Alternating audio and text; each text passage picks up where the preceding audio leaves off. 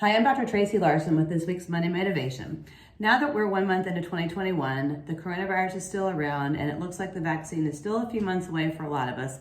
I'd like to still keep a focus on preventing infection with the coronavirus and improving our health. And in particular, I'm going to focus on one risk factor that was shown very early last year in the pandemic to cause an increased risk for coronavirus and more severe infections, and that is of increased weight or obesity. In particular, I'm going to talk about new research showing that where we carry our weight in particular increases our risk.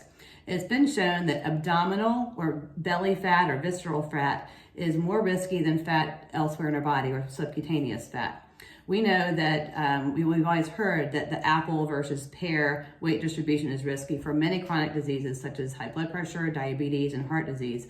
All of these in themselves increase our risk of a more severe coronavirus infection.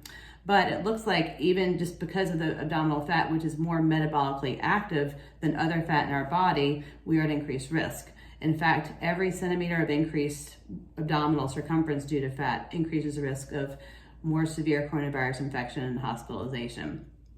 This is because the abdominal fat is actually more metabolically active than other fat in our body. Fat actually is an endocrine organ and it secretes hormones and chemicals that affect the rest of our body, and in particular inflammatory chemicals. So if we have more inflammation as a baseline due to increased weight, when you add infection on top of that, it's going to make it even worse. Also, we know that fat or increased fat content in our body makes our immune system less functional, so we're less able to fight off infections.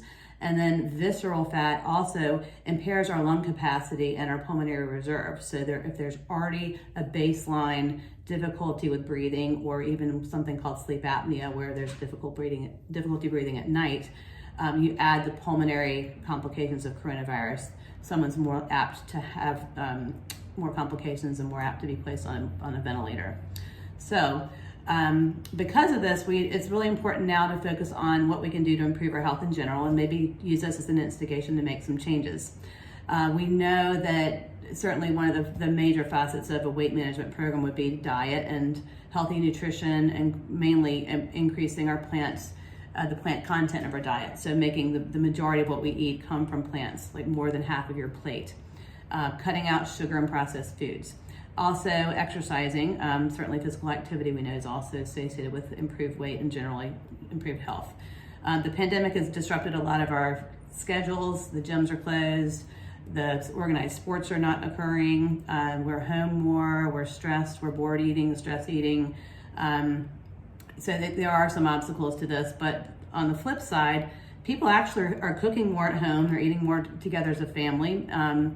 Probably eating out less and less junk food, so that's a good thing. And also, people are getting more home exercise equipment, maybe doing some more online free classes, going hiking, going walking, and making more of a point of trying to get physically active when they realize that you have to do it.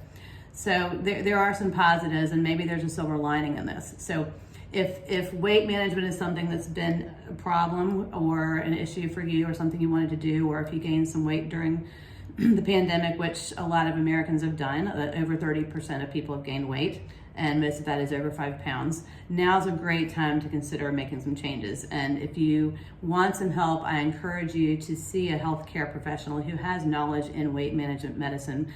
There are a lot of things you can do to help, whether it's a personalized plan, there's some medications, just the follow-up, the continuity, the accountability, it's all there for you. So at Thrive, we definitely have a great program. It's very personalized to you. We spend a lot of time and a lot of follow-up, but there are plenty of places you can go. Just make sure you find somebody that knows and can work with you.